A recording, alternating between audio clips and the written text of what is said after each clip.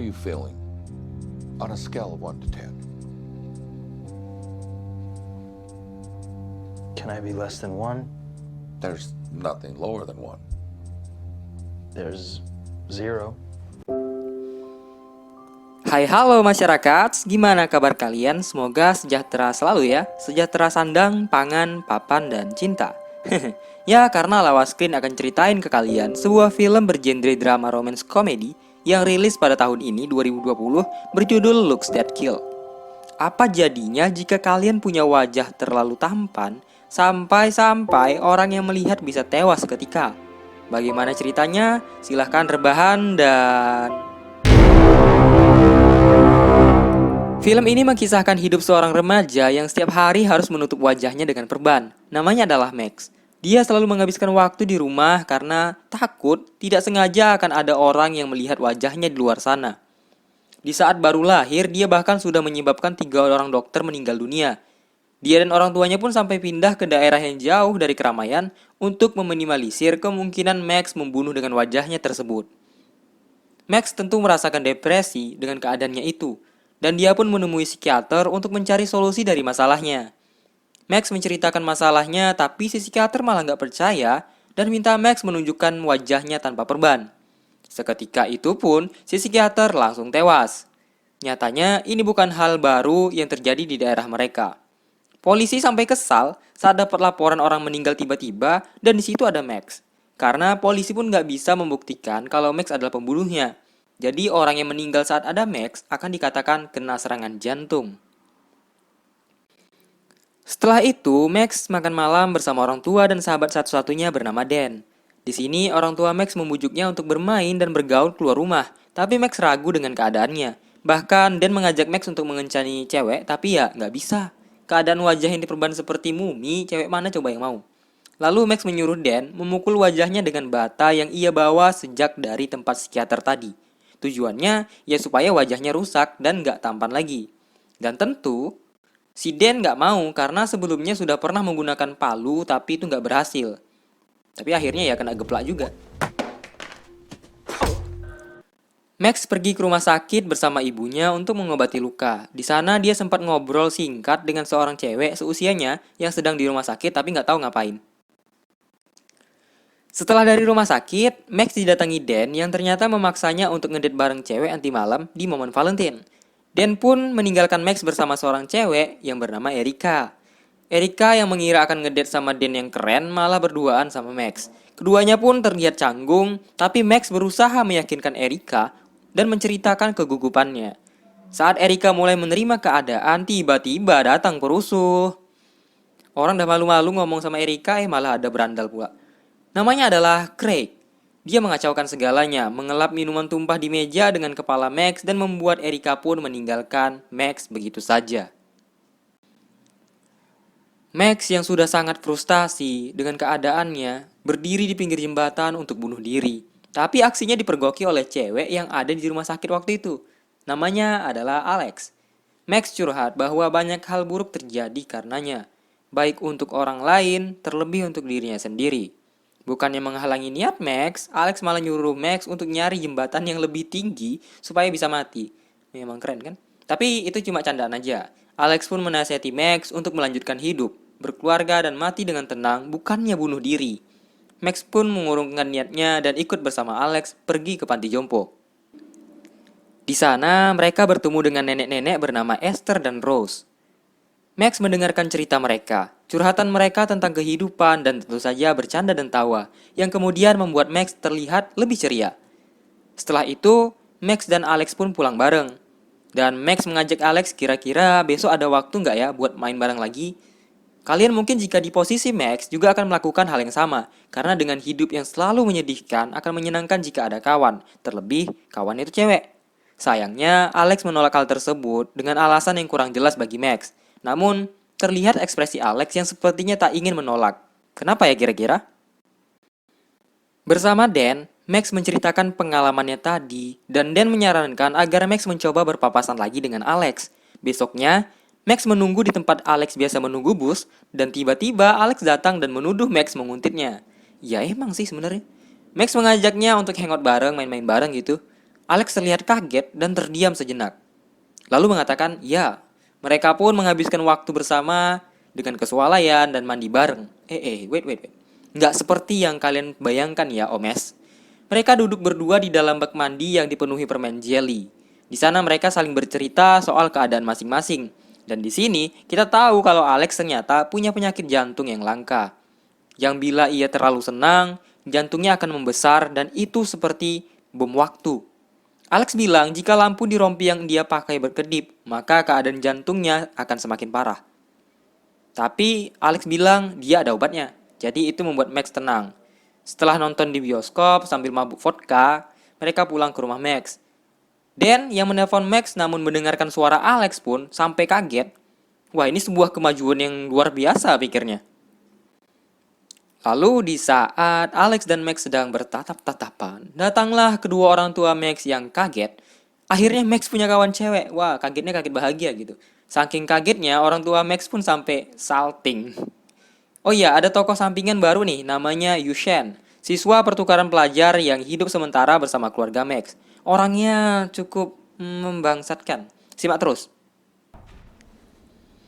Max dan Alex seperti biasa mengunjungi Rose dan Esther. Dan saat Rose mengeluh dengan keadaannya yang nggak tahu apa bisa melewati hari berikutnya atau tidak, Alex terlihat murung. Ya, karena Alex juga merasa demikian. Di malam harinya, ibu Max memintanya untuk mengajak Yushen ikut camping bersama mereka. Tapi Max menolak dan ada sedikit ketidakharmonisan dalam keluarga mereka. Ayahnya sibuk dengan mainan dan ibunya yang doyan banget ngomel. Keesokan harinya, mereka pun camping. Dan bersama cewek barunya yang pakai baju minim padahal suhu dingin, dan Yushen pun ternyata ikut. Saat tangan Alex luka karena kayu, Max membalut lukanya. Dan mereka saling tatap-tatapan. Di sini kita bisa lihat kalau lampu di rompi Alex mulai berkedip. Ditambah ketika Alex mencium pipi Max yang tanpa perban dengan mata tertutup. Setelah itu, Alex terlihat senang, tapi seketika dia menahan perasaannya. Keesokan harinya saat Yushen mengalahkan Dan bermain game, Alex menelpon Max bahwa dia mengatakan bahwa hari ini dia ada bersih-bersih di rumah. Padahal nyatanya Alex sedang di rumah sakit mengecek kondisinya yang memburuk. Namun pada akhirnya mereka bertemu tak sengaja di rumah sakit karena tangan Dan kena luka bakar gara-gara Yushen melempar puntung rokok ke pohon Natal depan rumah. Memang membangsat. Di rumah sakit, Alex mengatakan ke ibunya kalau Dan dan Max adalah rekan kerjanya di panti jompo. Ternyata ibunya tak suka jika Alex punya teman. Karena itu bakal meningkatkan peluang Alex akan mati. Ya terbukti dengan keadaannya sekarang kan. Tapi keesokan harinya, Alex pun menjelaskan masalah kepanikan ibunya itu kepada Max. Tapi tak menjelaskan keadaan jantungnya saat ini. Mereka kemudian menjenguk Rose yang sudah terbaring sakit, tak bisa apa-apa lagi. Alex pun meminta Max untuk menggunakan wajahnya untuk melepas penderitaan Rose. Walaupun awalnya menolak, akhirnya ia mau. Dan Rose pun meninggal dengan senyuman di wajahnya. Max tak kunjung mendapat kabar dari Alex setelah hari itu. Meski berulang kali menghubungi, namun tak ada jawaban. Ditambah orang tuanya yang selalu berdebat gak jelas membuatnya kesal. Dan Max pun pergi menemui Dan di kafe. Di sana, Dan berhasil mengajak Valencia untuk pergi bersamanya ke acara dansa, lalu menyuruh Max mengajak Alex. Saat Max menemui Alex di rumahnya, Alex menceritakan keadaan jantungnya saat ini. Namun, dia ingin pergi ke acara dansa itu bersama Max. Saat hendak pergi, Alex memberikan topeng ke Max supaya nggak usah pakai perban. Dan Alex juga bilang dia sudah bawa obat yang dosisnya lebih tinggi, jadi aman. Ibunya juga nggak bisa ngelarang karena keadaannya yang serba salah. Yushen pun ikut ke acara itu dengan gaun yang sangat tidak pantas untuk dilihat. Luar biasa aneh kan? Saat Alex dan Max berdansa dalam pelukan, tiba-tiba Alex mimisan dan dia pergi ke kamar mandi. Max bersama Dan dan Valencia tiba-tiba didatangi Craig yang dengan sengaja membuka topeng dan menunjukkan wajah Max ke Valencia.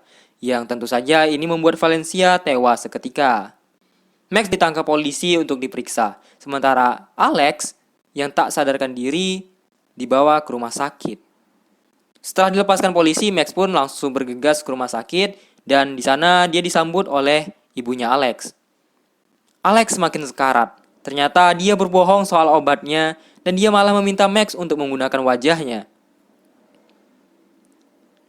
Max yang baru saja membunuh Valencia tentu merasa marah. Bagaimana mungkin dia bisa melepas orang yang dia sayangi dengan wajah kematiannya itu? Dia pun meninggalkan Alex dan tak mau membalas SMS darinya. Dan memarahi Max karena sikapnya itu, dan memintanya menemani Alex dan mengucapkan selamat tinggal atau itu akan menjadi penyesalan terbesarnya. Max pun sadar dan pergi menemani Alex. Di sana, Max pun akhirnya mau melepas perban di wajahnya dan menunjukkannya ke Alex untuk melepas rasa sakit yang Alex rasakan. Dan mereka pun saling menatap. Anehnya, setelah beberapa detik tak ada reaksi kematian yang dialami Alex.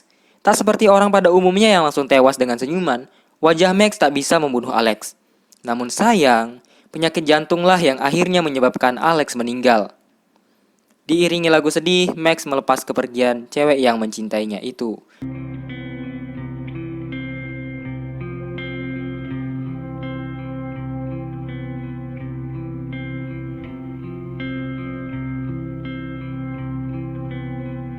Dan cerita pun masih berlanjut. Tunggu dulu, belum habis.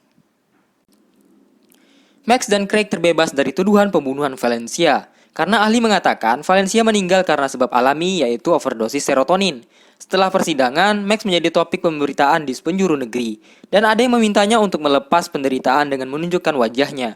Max sadar bahwa wajahnya ini bisa digunakan untuk membantu orang lain, bukan sekedar membunuh. Kemudian keluarganya menjadi harmonis dan Max sudah tak depresi lagi. Di ending, saat Max dan Dan lagi main game, datanglah Craig untuk meminta maaf atas perbuatannya. Namun Max lupa menutup wajahnya dan si Craig yang menuju baik pun tewas dengan senyuman di wajahnya. Tamat. Oke. Pasti kalian ada yang bertanya-tanya. Kalau wajah Max bisa membunuh orang yang melihatnya, kenapa orang tua Max tidak tewas? Pasti dong mereka sudah melihat wajahnya. Jadi wajah Max jika dilihat orang, maka akan menyebabkan orang tersebut seketika merasa senang, bahagia, dan seperti jatuh cinta sampai overdosis. Dan perasaan yang tiba-tiba itulah yang kemudian membuat orang tewas. Namun, ini tidak berlaku pada orang yang sudah mencintai, menyayangi, dan senang terhadap Max. Dalam beberapa scene, sebenarnya kita sudah bisa melihat orang tua Max melihat wajahnya si Max. Bahkan Dan juga melihat wajah Max, namun mereka tidak tewas. Begitu pula Alex. Mereka kebal dari efek wajah Max, karena mereka mencintai Max apa adanya. Dan untuk yang penasaran sama wajah asli Max, ya, sama wajah asli si Max, siap-siap akan segera saya tampilkan. Jika kalian tewas, saya nggak tanggung jawab ya. Oke, ini dia. See you guys.